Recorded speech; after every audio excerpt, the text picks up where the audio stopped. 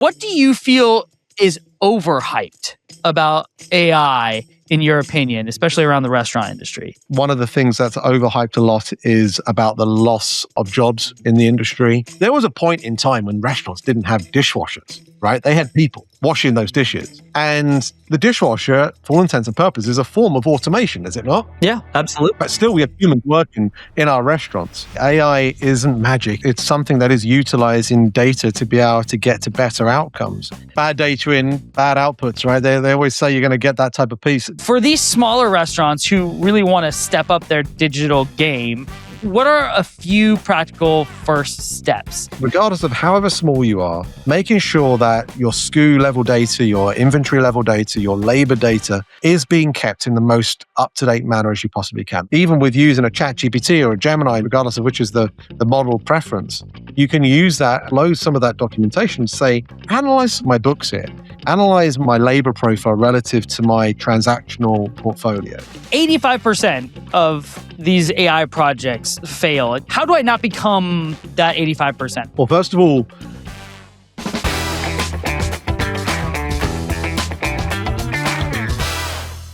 Carl, welcome to the show. Really glad to have you. So you have literally written the playbook on restaurants going digital twice. And you have this mantra that stuck with me, that data cleanliness is the hallmark signal of a restaurant's success with AI. And right now, everyone is buzzing about AI drive-thrus, automating everything with AI. But you've been saying that none of that matters if the data behind it is a mess. So let's kick this off with that big picture. What are restaurant leaders getting wrong about the digital AI revolution? Because you've been on both sides. You ran a 1,000-unit gas station business, co-founding tech startups. You've seen these pitfalls. Why do you believe the boring stuff, like cleaning up your data and integrating systems, is actually the make or break factor for leveraging AI and technology? well, I think they've always said, bad data in, bad outputs, right? They always say you're going to get that type of piece. And when you think about the reality of AI today, AI isn't magic. It's something that is utilizing data to be able to get to better outcomes. And this isn't new. This has been around for many, many years now. And our CEO here at Invisible says when bad data meets good AI in a fight, the data always wins. And Yeah. I think he's absolutely right. But why is that the case, right? That's the question, I think, is why is this a problem? And it's not just for restaurants. It's pretty much for many, many enterprises out there, quite honestly. But it's largely being felt by the enterprises that have really embraced SaaS over the previous 10, 15 years or so. And let's think about why they did that. Well, before SaaS, only the biggest restaurant groups were able to have access to perhaps the best, more leading technology that was out there, the leading innovation. And then SaaS opened this door for every restaurant, the small mom and pops, all the way through to the regional chains, to suddenly get access to capabilities across the entire element of running a restaurant group. And they were able to do that for relatively cheap prices. Right. Which is exciting. But then what's happened is that now the average restaurant has somewhere between 15 and 20 different forms of SaaS running its operation in the background. And because of those independent silos of operation running, you've now got all these different data silos. And because then you've got these larger POS players or the ERPs that are supporting restaurants, then say, well, actually, we can do the labor scheduling piece, or we can help you manage your inventory. And they've got these little add-ons. They're therefore a little bit more resistant about opening up the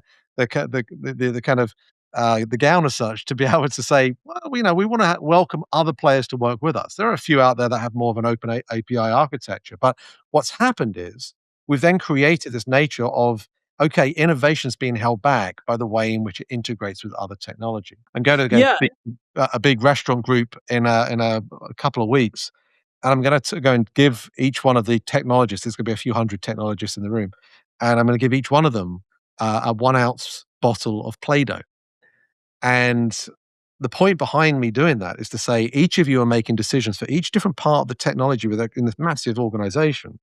But the problem is that when you're building with your own individual color, your own individual shapes of Play-Doh, and you pull this together and you then look at the tech stack that you've created, it's this ugly, convoluted, multicolored type of thing that just doesn't work. And so none of what I've just talked about has got anything to do with AI.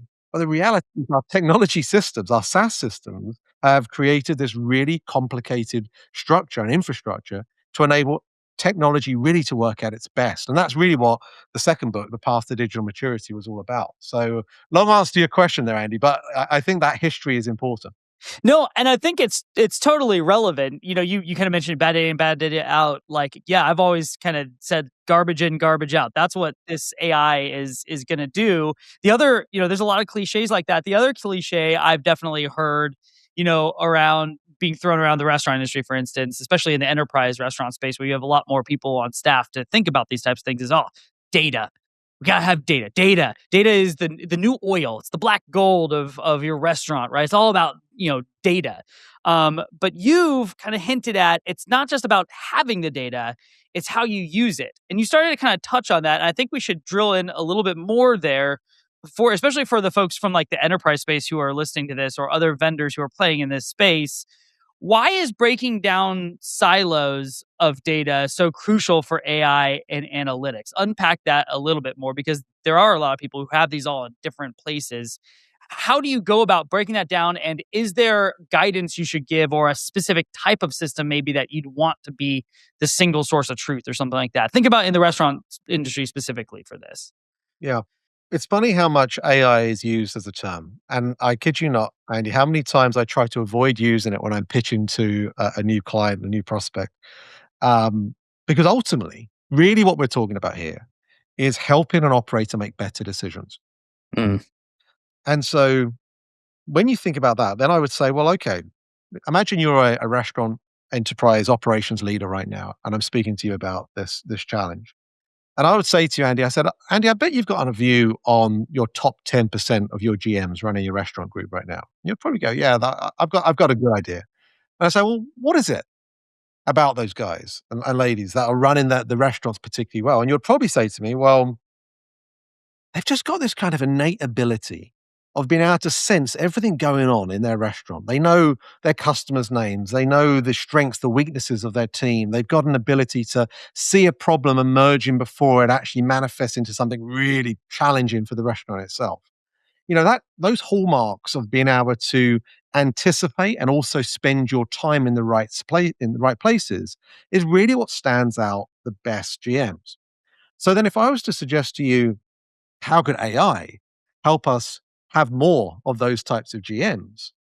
Then you'd say, okay, that sounds good. Well, how do I do that? I mean, that's really difficult. That's the holy grail of being able to hire the right people. But a lot of it's around tenure and that tenure of experiences, mistakes that have been made in the past, maybe great mentors and previous managers that they worked under.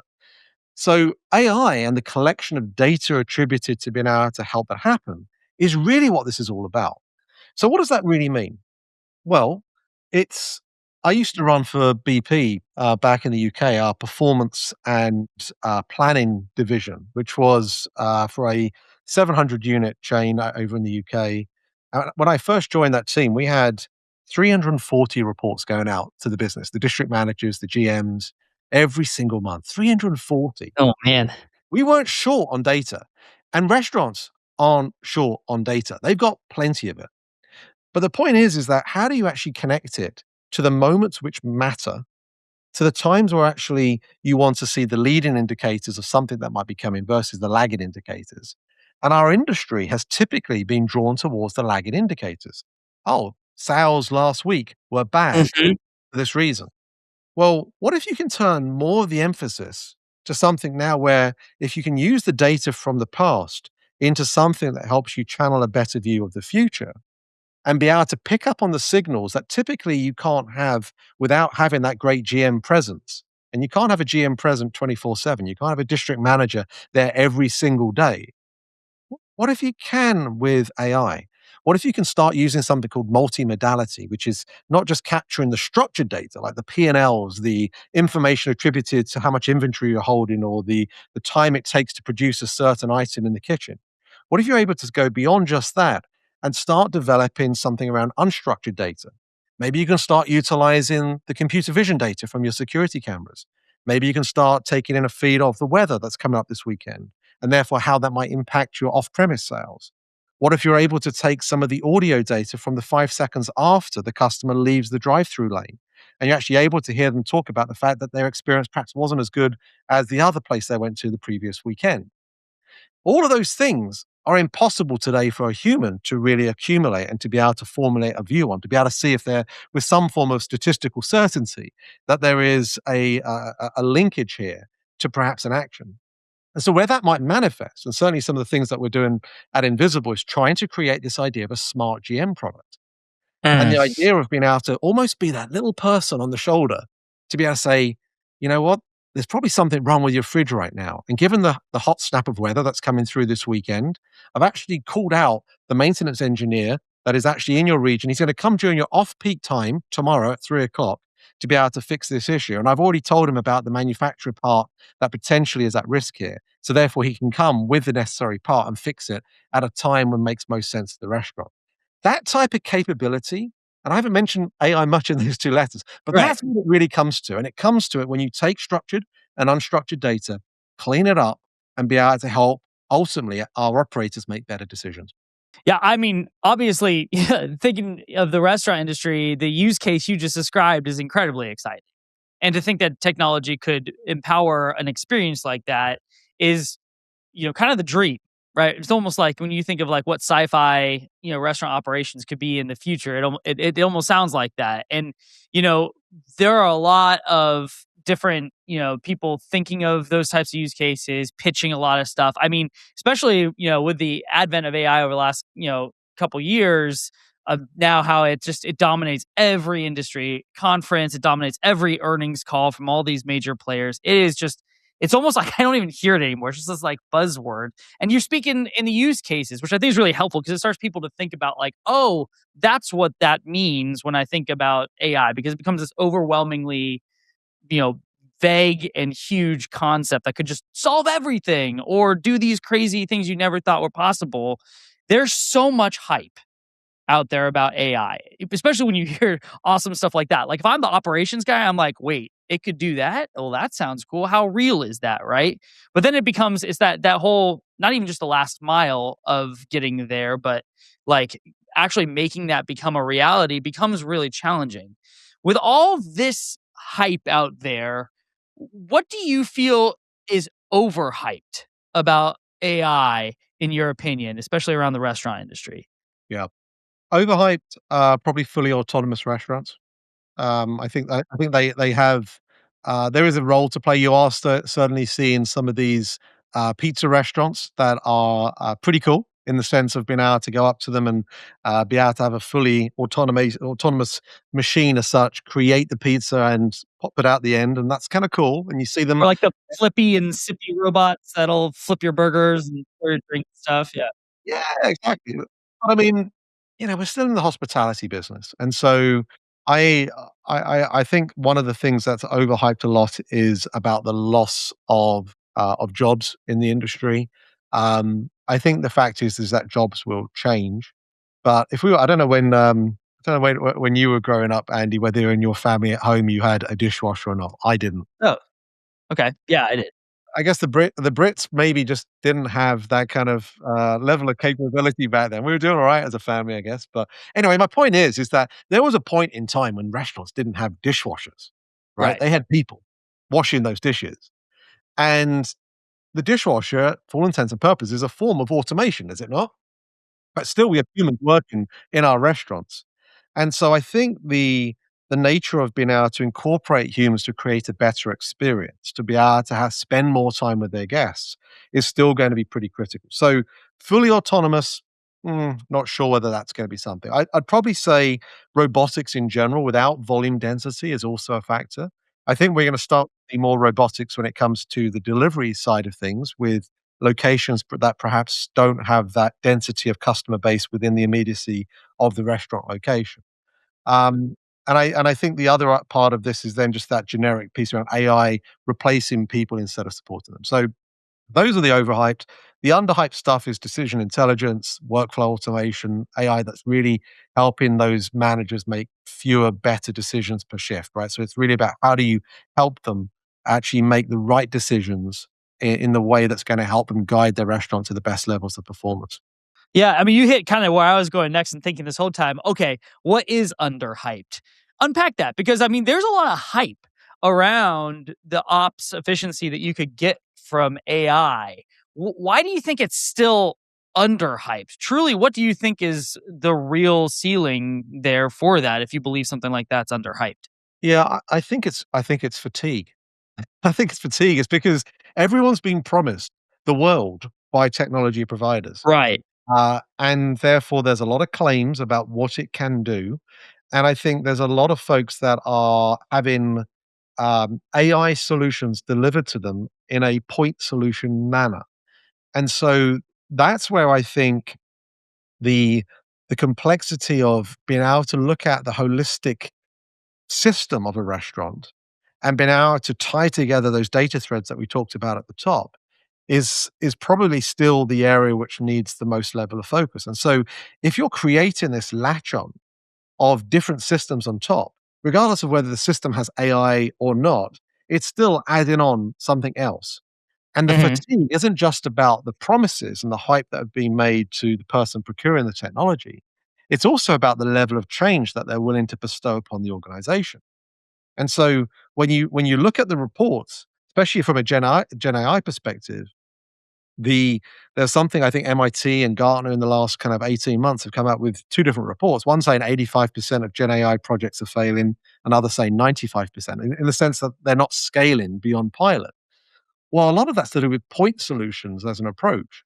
And that's because the data is a problem, as we've covered, but also because the change management, the inertia that's caused by being able to add something into the mix, and then quite honestly, also that fear about jobs being taken away or being resistant to the change because what does this mean for my job if I suddenly don't have this this particular function anymore? Those are the things that potentially create challenge. And so any new form of technology that's come in has to address that up front and make the people that are going to be utilizing that are going to be benefiting from it actually part of that change as well. So that way they've got champions at the kind of roots of the business as well as at the executive level. That's a really great call. So 85% of these AI projects fail, and you feel like that feels like it's almost the norm. And you pointed out, there's bad data, and certainly in my world, I've definitely seen the clients that have data problems, whether it's just like they're trying to fit a legacy database into a modern solution and then wondering why this pilot of this thing is having trouble, whether it's like labor scheduling or voice AI type of stuff. So data is part of that. You mentioned the operational side because I'm thinking like, oh, I hear 85% fail as a restaurant operator, or if I'm running an enterprise restaurant brand and their ops or tech. How do I not become that 85%? How do I land myself on the successful side of things? Data cleanup. Okay, I got to get my data right. I need to make sure that that is okay. But there were some other things you unpacked there. Dive deeper there. There's some operational things I should be thinking about there. Well, first of all, it's all about being measured, right? It's got to have a clear commercial outcome. And so from the outset, it's being clear that it's not actually the technology that's the thing that's causing these failures. It's because there isn't a clear enough commercial goal as to how this is going to move the needle inside the business. Because otherwise, why would you do it? Right? Why would you invest time and energy and potential strain upon the business? So be very clear upfront as to what that commercial win is.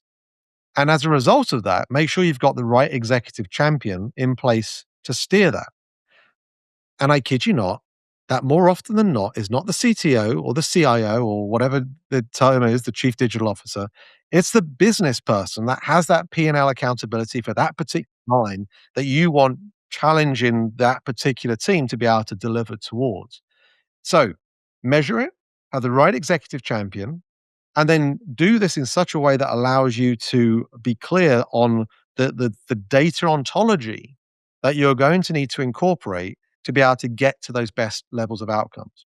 And then the last thing I'd mention, which again I think is something I'm particularly proud of about how we approach this at Invisible, is the nature of how the level of strain of change in your business is going to have to be incorporated to accommodate this new technology. What we do is we're like a mesh approach. So we work alongside current technology providers. We work alongside current workflows and adapt around them. And that's part of the benefit of being able to then say, you know your business best. You know what you would do different. And I'll Mhm. give you this interesting angle of a kind of a go-to-market motion that I use quite frequently. And that is, it kind of comes back to the earlier question around um, the way in which I think a lot of people interpret AI and its benefits is through cost savings, productivity improvements, Yeah, absolutely. right? I mean, people think of it through that lens because they think of jobs. Well, Like, "Oh, I could save money, I could get more stuff through with less people." put your kind of spidey sense on, the hairs on the back of your neck going, oh, I'm not sure about this. Well, what about the types of things which potentially can, change top line revenue?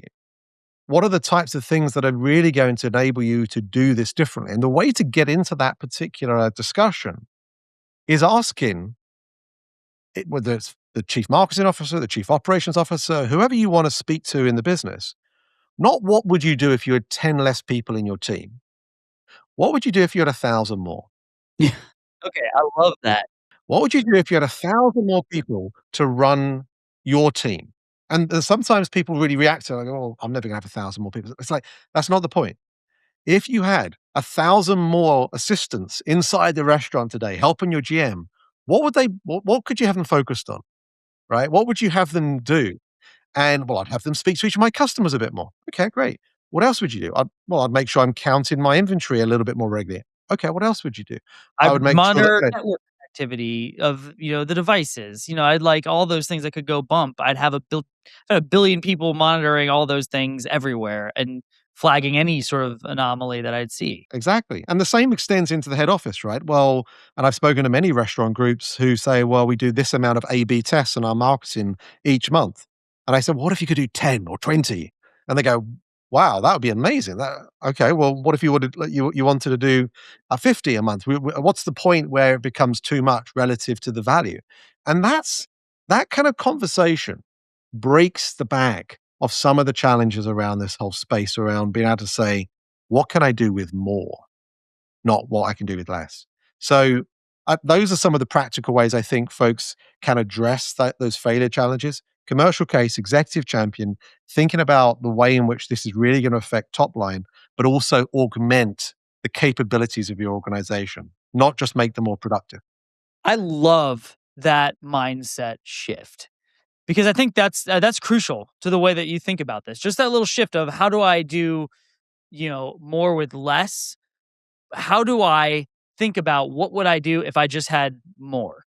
What would change about my business? I really love that because I think to do a bit of a shift here in terms of focus, we've been speaking a lot from the context of, oh, I'm a big restaurant brand.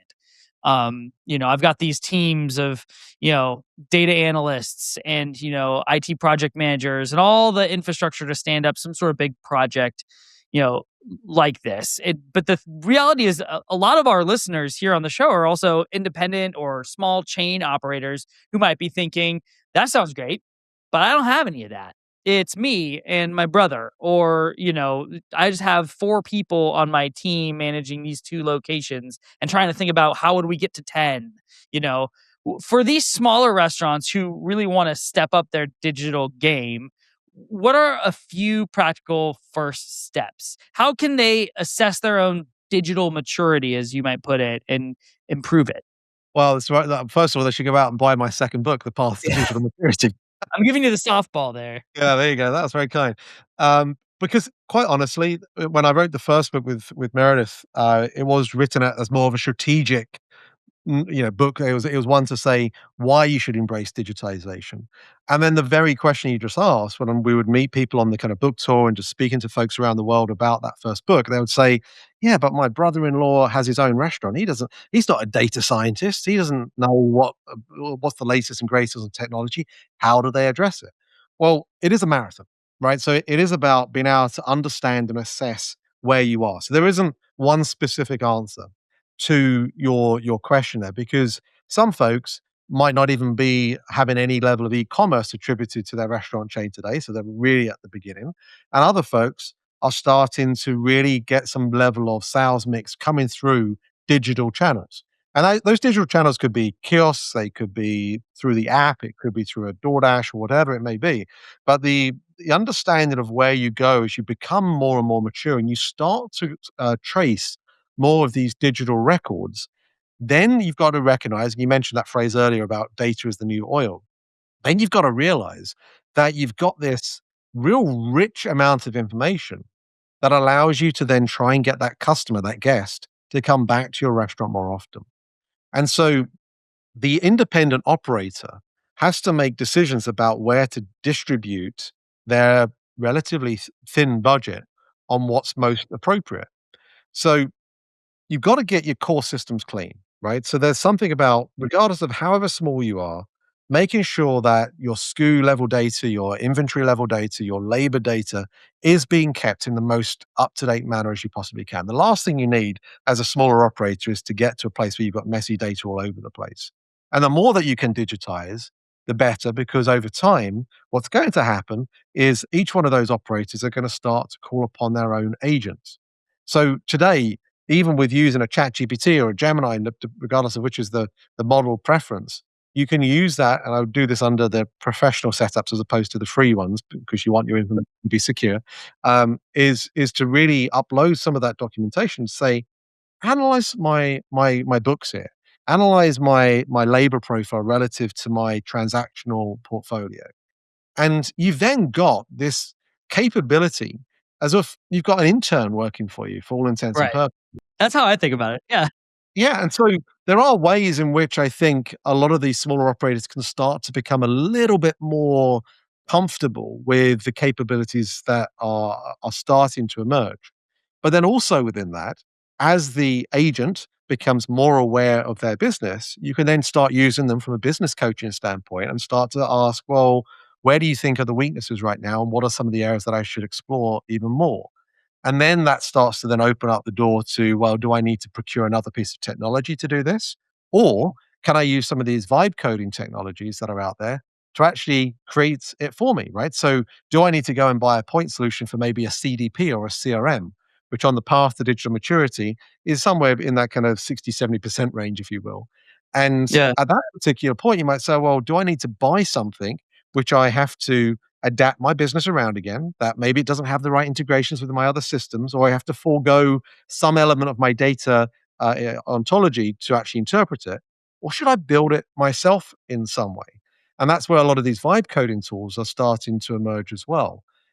But then you've got the question around, well, how do I make sure that it stays up to date? And do I really then have that ongoing support? So there's always additional problems to run into with this, but it's first take stock, and on the back of each of the chapters of the path to digital maturity, I've got a little workbook there which I ask people to answer the questions, and that helps them understand where are they at. And then from that, then start to say, okay, now I can focus in on this next stage. And before you ask, I haven't got a third book out there yet, but you can imagine that there is probably something in the back of my mind around how AI and all these agents are going to start to play a role and help folks really move beyond just digitization from an e-commerce standpoint to a full operating system to help them run their business better. Yeah, I mean, that certainly sounds like the logical next step. You teased, you mentioned in the path to digital maturity, the book you wrote, your co-author Meredith, you mentioned, kind of laid out this path, right? And you've hinted at a couple of things for in there for our listeners. If I'm an operator, right, how do I know where I am on that path and then what the next milestone is? Would you be able to kind of outline the stages of digital maturity for a restaurant business just to kind of give people some signposts there? Yeah, well, I kind of touched on that really at the start there, in the sense that if you think about this from the perspective of where we were 5 or 6 years or so back, right? We were in a situation whereby a lot of folks just did not have any form of digital storefront, and so you've got to first assess: do you have a digital storefront? Now, what do I mean by that? Well, are you on DoorDash? Are you on Uber Eats? Are you on Grubhub? Are you having your own website interface? Are you allowing people to have your food delivered, or are you allowing your folks to come and pick up the food? So there are some very simple questions there up front. The next stage of that is once you've got that in place, you've got to ask yourself, well, am I doing it well? Right? Have I got the best representation so that when I think about um, my kind of shelf, if you will, my shelf of products that I'm putting out to the world, do they see that actually they are getting the type of experience that is really something I would want them to have if they were coming into my own restaurant? And a lot of folks really struggle to be able to say, am I giving my customers the same experience when they purchase from me for an off premise experience relative to one that is perhaps happening inside their restaurant? They usually are just checking a box, right? I mean, like, "Oh, I got online ordering. Check." You know? Right. No, exactly. It's so important to be able to then ask yourself that question around, well, if I'm really wanting my customers that come into my store, to my restaurant, to be able to have an experience that is just as good as it is when they are having it anywhere else, then I really want to make sure that they are I'm adapting my operation appropriately. And in the first book, we talked about drive-through, Andy, where we said, you think about the drive-through that emerged in the 1960s. Well, it took about 10 years for that whole experience to become what it is to us today, to the point whereby, you think the French fries, the point where you pick up the French fries inside the kitchen and the proximity to the actual drive-through window, there's a reason why those things are so close, right? Because you want that temperature of those fries to be as really consistently good as you possibly can. Same with the drinks, right? That you've got the person that's operating those drinks. That probably wasn't set up in that way in those first few drive-through concepts. Yeah, that was a trial by fire and spend a bunch of time figuring out the most optimal way to get stuff right through the window. Yeah. So there's something about being able to really think about how your digital storefront, and we in the book we have a chapter which is called Be Found, right? So you've got to be found well. And then once you're found, and typically most customers are found digitally through the marketplaces. It's a great funnel for being able to find new customers. Then you want to try and go after not only the greater margin that you get when they can come directly to you, but also the data about who your customers are. And so once you're found, you then actually want to convert those fans into first party channel customers. And so the next stage of this is, how do I actually take an experience that I've got consistent, and I'm actually creating something which therefore I'm saying to the customer, I'm glad you came to me via a Grubhub, but now this is what I'm going to offer to you to come to me next time at my restaurant.com website or my app. Once you've got that into a place, then you've really got to start really getting your data to a place where you can actually incorporate that data into your thinking. And then I kind of pivot a little bit around suggesting, okay, so now you've got all these different threads of business that you've got coming into the restaurant, and that's probably creating some level of strain. And we saw this through the return to the dining room after the pandemic, when Mhm. you before it was relatively okay to manage off-premise orders when there wasn't any on-premise orders, but when you had off-premise and on-premise happening at the same time, suddenly it created an operational nightmare, and you had to adapt systems. So you've got to optimize the throughput in such a way. And then from that, once you've got that into a place, then you want to go to the next level of, okay, how can I grow? How can I then think about different ways to grow? And that really leans into them becoming more guest centric, which is, I think, chapter 5 or 6 in the book. And it's only at that point when I think you're really ready to thinking about the next levels of disruption into your business, and how you then start to think about that term which I introduced earlier called holistic technology. If you think about then the ways of being able to say, okay, now I've got to a calm operating rhythm, I've got all my different systems working, I've got to a place where I've got all my channels running in a way that I want them. Now, how do I turn my technology to a place where I can actually have it run in one operating system as opposed to all those isolated ones? That's the journey of digital maturity that we outlined in the book. That's good. It is interesting to think of all the different types of projects people decide they want to go off and bite off, and then realize they may have bitten off more than they can chew, and they don't understand, wait, how did I get to this place where I thought I'd be ready for this, but there's some more basic things that you need to get ready first, because everyone gets so pressured into saying, well, I got to use AI. Especially in the big companies where their executives are hearing, what are we doing about AI? We need to stand up a whole thing and do all that. And they're kind of like, well, we're still running a POS system from 1993, and all our stuff is in some sort of like data server that's right in the back closet. It's almost kind of like reframing. Well, you need to, before you can do that effectively, you need to get your house into order and build that foundation of good platforms that can help support the scalability that you're going to need. Otherwise, it's just going to fall over, and you can be one of the 85%. Yeah, no, absolutely right. You've got to have a plan in mind. You can't treat AI as a side project. It is an infrastructure play, and don't think of it just as a tool, but actually as a capability that's going to, again, augment your organization across the board. And that really, one of the best practices I've seen from some of the bigger enterprises out there is they start to create a center of excellence, right? They create a team from different departments in the restaurant, and they say, okay, let's think about how we should bring this into our entire business at a holistic level and do it that prioritizes against the core business goals.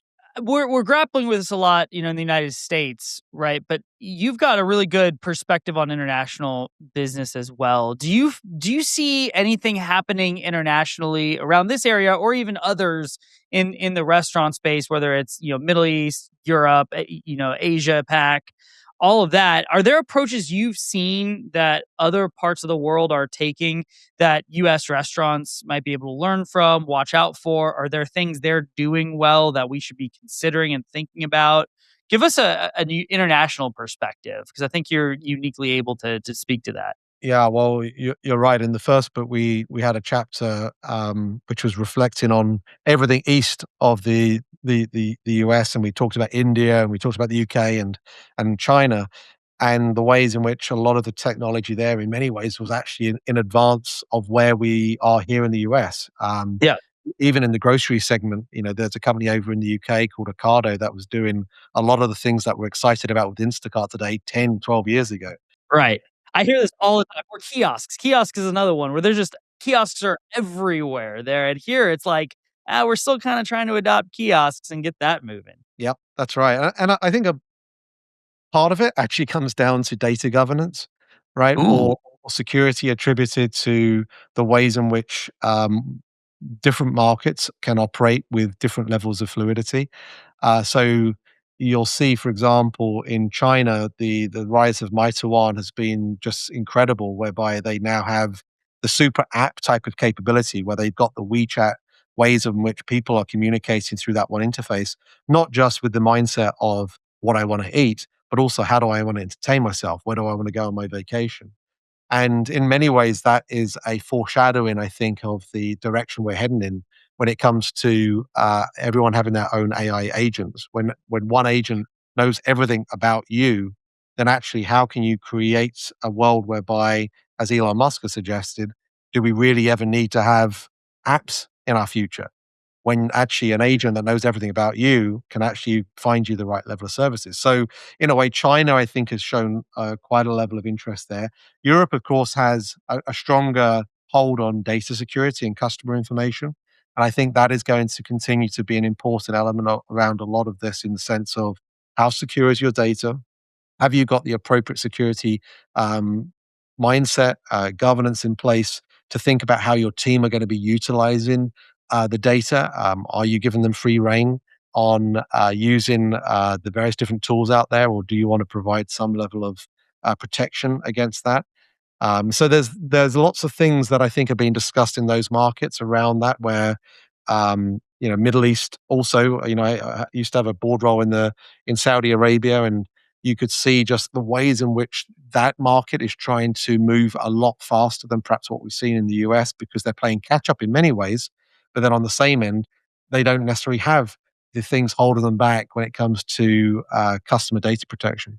There's a lot of differences and pivots that can be made. And I think it'd be cool to kind of end this around bringing it a little bit more personal with you and a little bit more, you know, taking from your personal experience and turn it into advice for folks listening who are maybe up and coming professionals in this industry who are just seeing this crazy avalanche of all the things that could be coming, at them of what this future, in technology could be, especially even in the restaurant industry. Um, you'd mentioned it. If you could give a TED talk, it'd be around, crafting a career through pivots. And you certainly have kind of done that, right?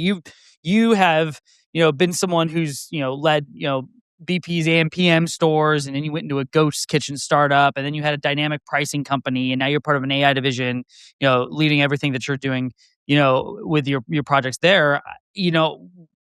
What is one decision that most changed your career trajectory, and what advice would you give to these up and coming professionals about embracing change when it comes to that? Change happens whether you want it or not. So be ready for it and have that level of agility. I think is important, and I think it's especially pertinent right now for those folks that have perhaps young kids that are finishing their college degrees or whatever. It's like, what is this going to look like? Because change is going to really be felt. We are entering a moment which is going to be as disruptive as the Industrial Revolution was. And so this is a time for change, agile individuals. Um, and when I think about my own journey, I was fortunate enough to have 18 years with BP, and in that time, 2 international assignments across to here in California. And the wonderful thing about BP's early stage program was one where they gave you a different job for every year of your first 3 years, and so you went to completely different departments, and so you were able to experience different environments, different leaderships, different objectives, and it helps you start to understand what you're good at, what you like, what you don't. And so I would also encourage the young professionals out there to embrace that ability of being comfortable with being uncomfortable. You have to continue to learn and to have to ask the right kind of questions. And I guess as an author in the last few years, I kind of pride myself for being able to ask the right questions, not always have the right answers. Hopefully, I've given you a few good answers today, but having that kind of perfection ability to really work on better questions, to learn with more curiosity is super important. But then to give you a very practical tip, I always had this career matrix, which is like a bit of a spreadsheet for all intents and purposes. But every single role I've done through my career, I have completed a new column of this spreadsheet. And I had, for a good chunk of my career, a target in mind on the far right. And so I wanted to run a particular business unit at BP. Was a good chunk of that time. And I would look at the individuals in that particular role and those that perhaps came before them. And I would say, okay, well, what was their journey? What did they do? What were the skills they were able to get on their journey? What were the environments that they put themselves in? What were some of the accomplishments that they were able to achieve? And what were the role types that they were able to undertake during their own journey? And so the rows on this spreadsheet are exactly that: the role types, the skill sets, the environments, and the milestones. And I populated those items across every single role that I've done, and then put a smiley face against the things that I enjoyed, a sad face against the things I didn't enjoy, and always tried to be able to incorporate more of the smiley face type items going forwards. And then as I change my roles with the intent of always wanting to help myself grow and be flexible and adaptable to change, I would never go into a new role which was not going to test me in something new across role type, skill sets, or environment.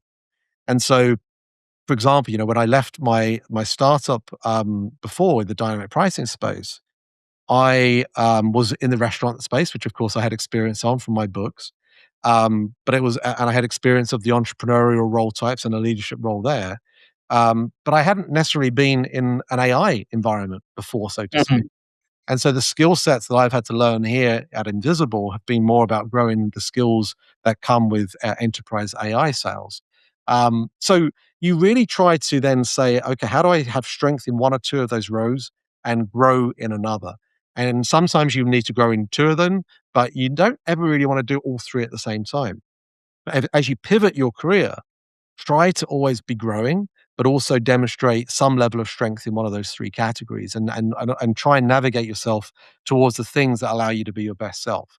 That's really enabled me to work internationally, work across different organizations, but also see in many ways, Andy, the value of that diversity of experience. Because in many ways, whether it be a C-store that's based in the UK or in the US, whether it's an AI tech company versus a dynamic pricing company, whether it's writing a book or actually being able to run 350 performance reports for when I was back in the finance team, all of these things are experiences that help you grow into whatever you ultimately want to go towards. And I'll leave you with this final thought. When I completed my exec MBA, they brought on this philosopher, and the philosopher spoke to the 80 or so classmates in our lecture theatre, and he said the average age of the guys in the room is X, and the average age of the ladies is Y. So up to now, you've probably spent this amount of time, this amount of I can't remember the exact breakdown, but this amount of time sleeping, Right. this amount of time at the shops, and you've probably spent this amount of time in your career, and you're fortunate enough to have had this education, and you're in the top 1%. So what are you going to do that's going to make a difference? And the point that he was trying to make was a lot of those individuals are always destined about wanting to get to the top job, as opposed to be thinking about the journey, and also how are they going to enjoy and contribute to the world through their journey. And so, as I think about the role I'm in right now, and being fortunate enough to be invited onto your podcast here, is helping the world talk and understand more about AI and really see and be ready for the change that's coming, because it's coming. And that's something that I take to my heart. I mean, I've written those two books. You don't make much money from writing books, but you do it because you see the way in which restaurants have struggled with it. There's a reason it was one of the last industries to really incorporate e-commerce. But that gives you some level of sense as to why it's important to have a why for your career, not just an ambition for the job or the money you want to make or anything like that. Anyway, I'm witchering on, but hopefully that's helpful. No, no, no. I think that really is. It changes the mindset because there are people who are like, I just want to figure out how I can make the most money, and it's like, if that's your mindset, you're likely probably not going to make the most money there. What It's the people who are. I'm reading right now, Invent and Wander, which is kind of the collected writings of Jeff Bezos, and it's fascinating, and it's really that whole person who's curious and the person who's going to go find these whys, if as you put it, the old Simon Sinek mantra of, those are the people who ultimately really kind of make a difference. If you really want to make money, you should actually focus on that type of thing rather than how do I get to the top job? What do I need to do to get there? Because it's a difference in the mindset, and probably not the one that's going to be the difference maker. So that's all really, really good advice. I love that. I love the idea of leaning into your strengths as well, because you're not going to be good at everything, right? There are going to be but there are going to be things that you're naturally good at. How can you continue to set yourself up for leaning into those strengths while being aware of your weaknesses, but really kind of leaning into your strengths and letting that help guide the next positions you take in your role? That's really good. We like to do something at the end of this where we kind of leave the listeners with a couple books or podcasts or things that have inspired them that they should go and reach out to and listen to. I will just tee up, right? You have your two books, which are very specific to what we're talking about here. So if you find this discussion, relevant, delivering the digital restaurant and the path to digital maturity, I think are key ones that you should read. But Carl, are there any other books or podcasts that have really inspired you in this area also that people should be thinking about? Oh my goodness, there are so many that I try to tune into, quite honestly. I always love listening to the Prof G podcast and hearing his kind of perspectives on things. Mhm. I think anything with when you think of Reid Hoffman and his kind of, he has several podcasts that he's part of, but anything which he's on, I think is great, and his books. Um, there's one called Super Agency, a book which is awesome right now that I'm reading, that I'm enjoying. I think the main piece around a lot of this is stay curious, and Yeah. also, we haven't touched much on fears today about AI, but my main fear is the lack and loss of critical analysis. And so, incorporate multiple perspectives into your learning, whether that be through podcasts or reading. Try to get the other perspective, because that is one thing where we're going to very quickly become comfortable with letting ChatGPT or Gemini tell us what the answer is. Yeah.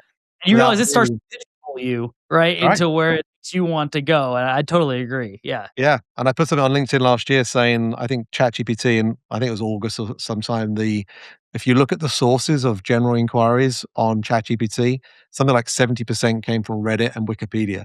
Right. Yeah, which is horrifying if you think about the implications there. But there's another famous article, even before all the ChatGPT stuff came out, of, is Google making me stupider? Because your brain is being rewired into just like looking at that and be like, oh, well, this is the thing, rather than having reason and trying to explore those things. Yeah, I'm right there with you, man. I think that's really important. Yeah. No, it is. Carl, thank you so much for joining us. This was really good. I think a really relevant topic that a lot of people are grappling with, and it's always comforting to hear folks come in who have the right reorienting mindset when it comes to how you should be thinking about it to help you make it through, because your point is right. Change is going to happen whether you like it or not. So let's start thinking about it. Let's start building those frameworks. Start doing research. Start looking at resources that can help you if you're out there trying to solve these types of things. And take Carl's advice to heart. Think of this as a foundational infrastructure when it comes to AI, not just some shiny thing you're bolting on to what you're doing. Carl, your wisdom and experience is greatly appreciated. I'm thankful to have you on. Would love to do this again, especially as technology keeps moving faster and you stay on the forefront of it. If you're listening, please go find Carl's books. Give them a read. I think it's going to be a really helpful thing as you manage through this transitions. Carl Osborne, thank you for joining us on the Restaurant Reset. Thank you, Andy. Restaurant Reset is sponsored by Genius for Restaurants, the modern point-of-sale system from Global Payments. Genius helps you reach your most important goals, whether that's simplifying your operations, speeding up your checkouts and table turns, easily expanding into new locations, or building loyalty with guests. To find out more, visit globalpayments.com/genius.